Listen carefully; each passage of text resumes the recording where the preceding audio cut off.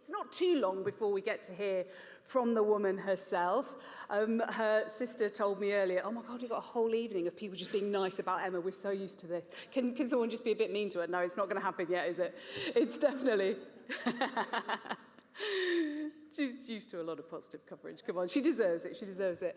But now it's time to hear from the chair of the FWA, Sir, almost, John Cross.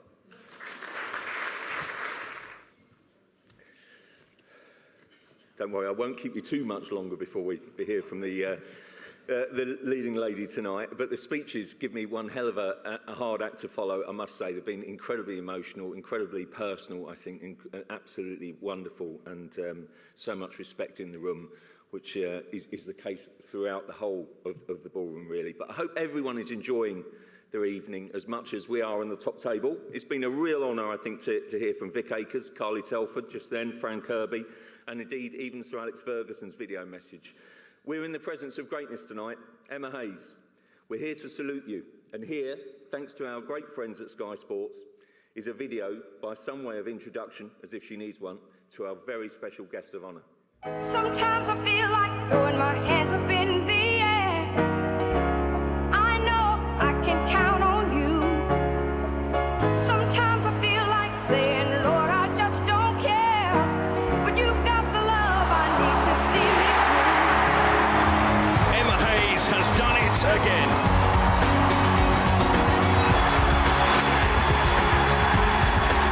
Gin O'Clock is coming, and you'll find me tomorrow in North London on a park bench with a bottle of gin. Champion!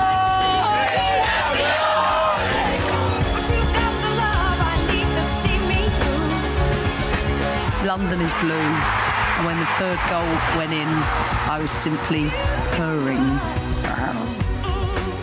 The Chelsea mastermind has done it again.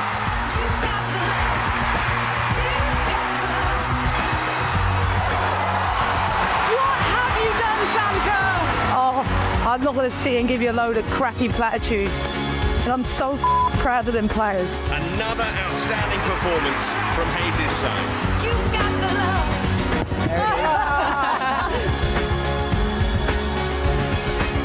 You got the love. I'm still a kid in Camden that's had an absolute ride of a time. Emma Hayes' Chelsea are the reigning queens of England. Cut that bit. But you've got the love I need to see me through.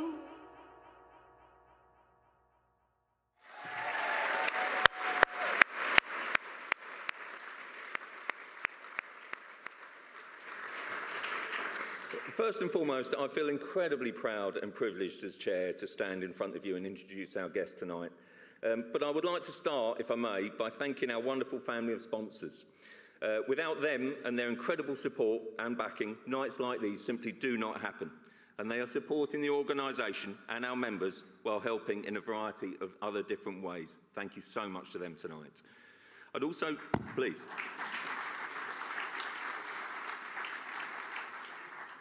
I'd also like to thank every FWA member here and also offer my gratitude to the National Committee who put in so much hard work and effort whenever we get together.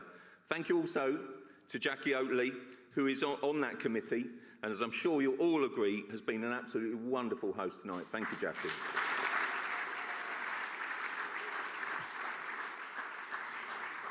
And most of all, tonight is a chance to pay tribute to our recipient, Emma Hayes. The timing could not be better because, as you know, this is her final season in charge at Chelsea. We asked Emma some time ago. We announced the dinner, and then she confirmed she was going out in a blaze of glory. So we look like absolute geniuses, but as she'll confirm, it was as much sort of luck than judgment, but we know that you're going to have a wonderful farewell final season. However, this is also a great opportunity to pay tribute to you tonight, and you can see when people talk about you and the warmth within the room just how much you mean to so many people and the game in a wider context as well. You've won 6 league titles, 5 FA Cups, 2 League Cups, and completed a domestic treble in 2021. And as Vic Akers was quick to remind me when I first asked him if he would speak on your behalf tonight, she won the quadruple while on his coaching staff at Arsenal, and unbeaten. But her achievements, I think, demand more respect because of what she has done for the women's game overall. She has completely transformed the landscape, not just for Chelsea, but the WSL, the England national team, and for football in general. Hers is a voice we listen to and respect. When she has something to say, the whole of the game takes notice. And I think it's never been more important to recognise what someone like Emma has done in a wider sense. You should take great pride in that, Emma. With the likes of Emma championing the game, it has entered a brave new world. With sell-out stadiums, the success of the Euros made the players national heroes, and we've also had a World Cup final. The people driving change in the game are women. The media is blessed with commentators, pundits and experts who, in my mind, work that much harder and often set better standards. Emma has helped bring that change through her success and personality. I'm sure there will be many people in the room grateful to her for her role in making also the FWA and football writers more diverse and more determined to stand against all forms of discrimination. She is also a great friend to the press. Right from the start, she'd speak to her local paper, the Camden New Journal, as Catherine was quick to point out to me this week, to commanding headlines in the Nationals, as well as being superb on television. She's engaging at press conferences, helpful to the media, and always has strong views. Emma, you are so much more than a football manager, and a record-breaking, successful one at that. You are an inspiration, and we are thrilled to pay tribute to you tonight, recognise your achievements, and also wish you every success in the next chapter in the United States. Without further ado, I'd like to welcome Emma to the stage.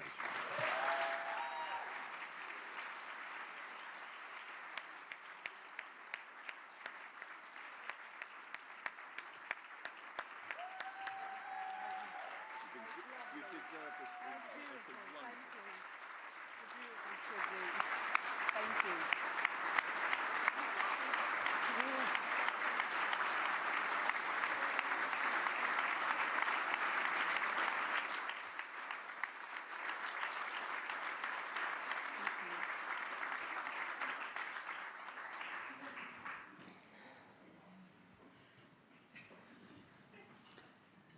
Me, I hope my funeral's as good as this. Sorry.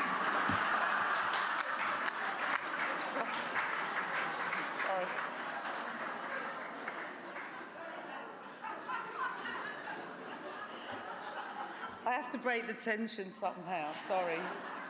I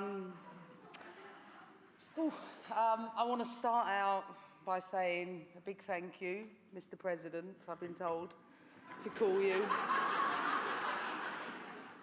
And also to Paul for, inviting me this evening. No matter who I've spoken to, everybody always tells me what an honour this evening is, and I think we could all agree it's always better to be on the right side of the press. But I've always valued that, and I've always sort of looked at my role as an opportunity to tell a narrative and work together to build the picture of possibilities for scores of girls and women up and down the country that hopefully could see what people like myself and players and commercial directors, which Carly will become one day, that they aspire to be the very things that I never got the opportunity to be. I couldn't relate to that. I didn't have any female role models bar my mum. And by the way, Mum, you're the best one anyway.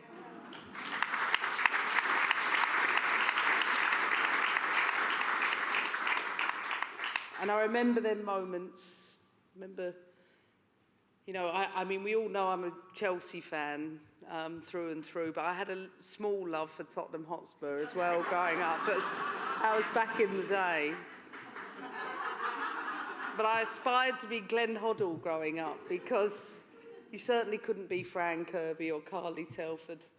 I couldn't even believe that was was there to be seen. The first real inspirations and role models in the women's game was the US women's national team. And of course, you know, I'll be absolutely delighted come the end of the year to get the chance to lead a wonderful football nation. But for now, I think I want to say a big thank you, first of all, to my family. And I'll say this without crying. I definitely couldn't have done any of this without your support, so thank you.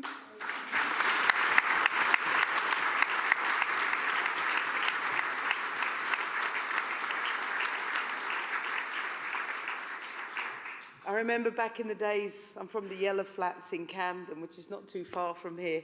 And I remember my dad, when he was a very prestigious, established ticket tout.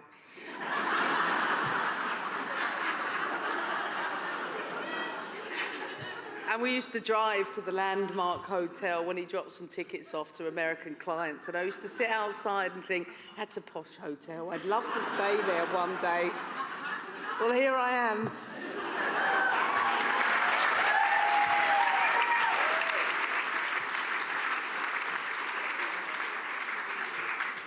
I think it's important, first of all, to start with thanking you, Vic.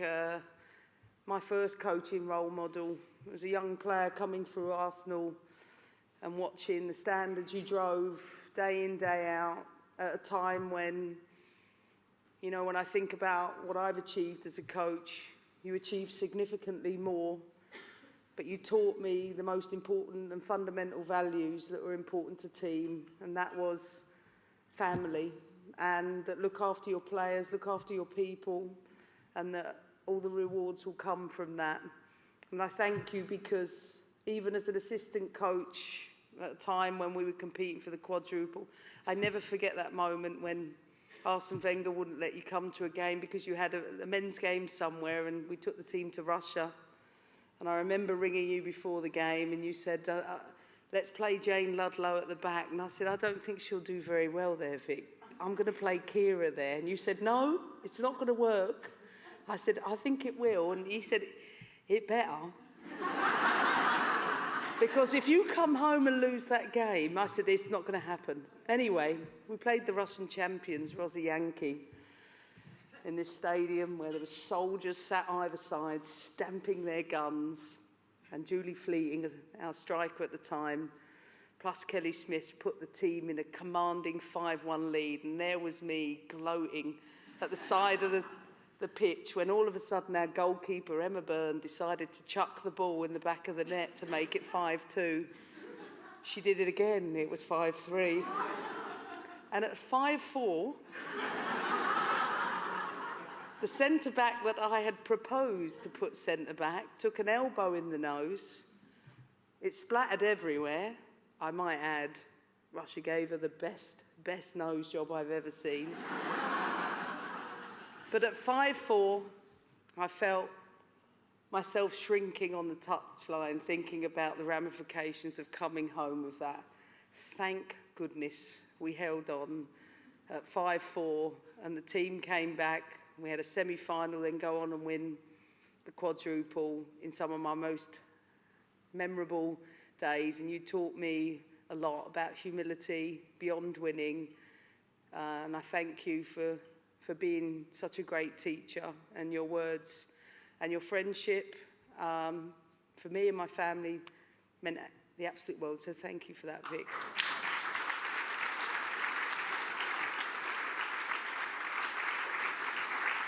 I think I'll say to everybody in the room, I can sit here and see all those great achievements, but trust me, there was millions of setbacks and failures and millions of days strung out, tired, a lot of setbacks, a lot of crying, a lot of great people that helped guide me there and took me to the most amazing football club in Chelsea.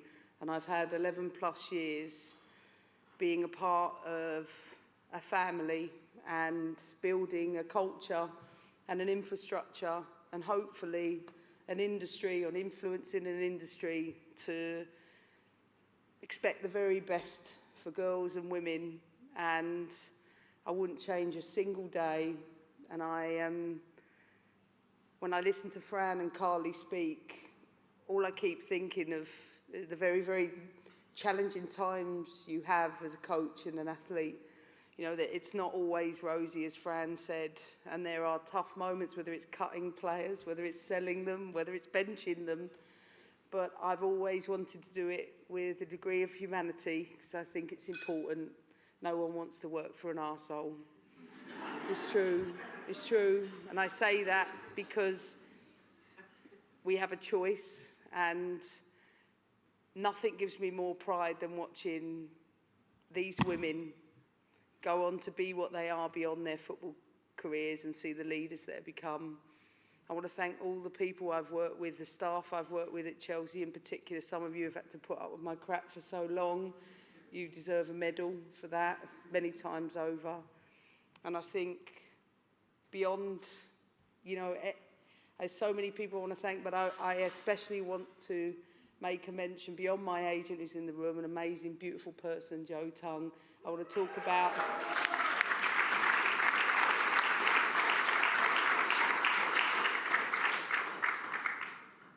about the amazing women that have done incredible things across broadcasting, across press, not just the WSL press pack, but all of you in this room, and I see you.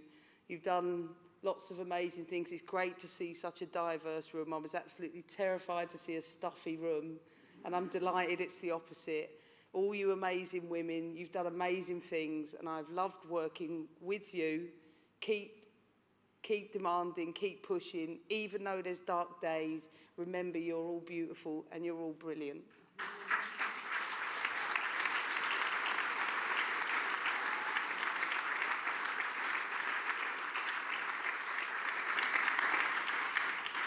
Of course, I would have forgotten someone.